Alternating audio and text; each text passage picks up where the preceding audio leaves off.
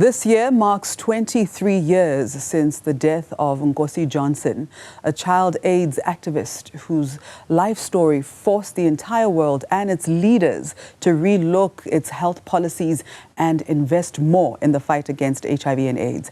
And at the forefront of Nkosi's fight against HIV was Gail Johnson, the woman who adopted Nkosi and fought to ensure that children are not eradicated by this virus. Gail joins us now, and she will remind us why, even though South Africa has made significant improvements, why Nkosi Johnson's story still matters. Gail, welcome to Newzroom Afrika. Thank you so much for joining us. Sorry? Thank you for joining us on Newzroom Afrika. That's a pleasure. I'm exhausted and I'm sorry I kept you waiting, but I'm all over the place today. We can understand fully. You're a very important lady, and today is a very important day. Yeah. So have we made significant improvements? And if so, how, where, and what improvements still need to be made? What? Have we made significant improvements, and where do we still need to improve? Look, it's wonderful, and I love it seeing healthy people, happy people, and if they get diagnosed, like we had a recent one at Nkosi's Haven, yes, she had to have counselling, yes, she was upset, but she got, the relief was almost immediate because she was put on medication immediately. So, yes, we got to monitor the fact that she's got to take it daily, but there wasn't that panic of a death sentence coming up. So, yeah, no, it's superb. It's lovely seeing people surviving. You know, but the issue for me is don't default. Because we've also had a young girl who defaulted. What would you say are the main reasons why people default? Quite honestly, I think they get tired of meds. And that's another issue that we should look at with mothers and their children. Because by the time that child, who may be 9, 10 now, is 18, 19, that child is going to say, I'm throwing them out. Right. And we need to teach kiddies, almost make it like a fun thing, to take their meds daily, to not get tired of meds daily, but they do.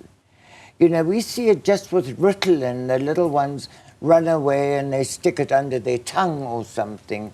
It's imperative that people don't default. It's imperative that they cheers to life type of thing, taking their meds. It's imperative because the damage, and the young girl who defaulted, she couldn't stick to it because of transport problems in KZN. She's ill now. Yeah, which brings me to the story that we've been running on Newzroom Afrika with the TAC marching to where the Deputy President will be giving a talk at the main national event for World AIDS Day. They're saying, they're demanding that people be given 6 months supply of ARVs and that this might assist people to stick to their medicine. What are your thoughts on this? You know, my residents get 6 months because we practice DOT. So the residents who are HIV positive line up at the sick bay and take it. So the clinic that's dispensing to Nkosi's Haven knows that we don't default. Okay. And we keep our eye open. You know, some of our teen boys, oh, Gail, I didn't feel like it today. You go. Mm-hmm. And you know, they say that every single generation has its challenges. What challenges do we face as South Africans where HIV and AIDS is concerned today? I think our new generation, our 9s and 10s are the ones who are going to give us problems because they are going to be sick and tired of taking their meds. And we need to look at, I don't know, make it attractive, for want of a better word, which sounds terrible, to take your meds. We need to instill on them that this is life. And if I don't, I'm going to crash it, you know.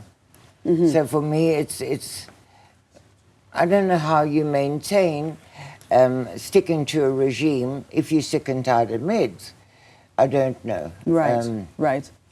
I don't. Yeah, so maybe that's the conversation we should be having around how to make treatment more, as you say, attractive for people who are living with HIV and AIDS, so that they can Look, it's stick also to only one pill at the moment, so it shouldn't be that much of an issue. They're not taking 5, 6, 7 now. It's one. But it's still an issue for the younger people, and I think it's having to acknowledge that they're still on medication. So you look at my 18, 19-year-olds and they're, yeah. Now, you've been an activist since the times when there was AIDS denialism, there were high levels of homophobia, and you created a safe haven even for men who were HIV positive. At the time, there was huge stigma around HIV and AIDS, which I think has improved drastically, because I remember there was a time when Nkosi gave a speech and he spoke about, he was basically educating people that, you know, you don't have to be afraid of people with HIV, you can drink from the same cup, you can touch it. Like, we come from that era where people were afraid to hug people with HIV. So take me through this transition that you've been on when it comes to stigma and HIV and AIDS. Oh, look, it was hectic. It was heartbreaking. When we opened the guest house where I got Nkosi, you know, guys were being admitted ill and they hadn't been touched physically. And by that, I mean a handshake. People were petrified.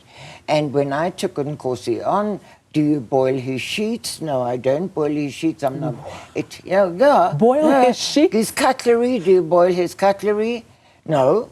Wow. It was terrible, and I think that is what made it such a silent disease. Was people couldn't disclose because they knew they were going to get stoned to death. I mean, look what happened to Gugu Dlamini.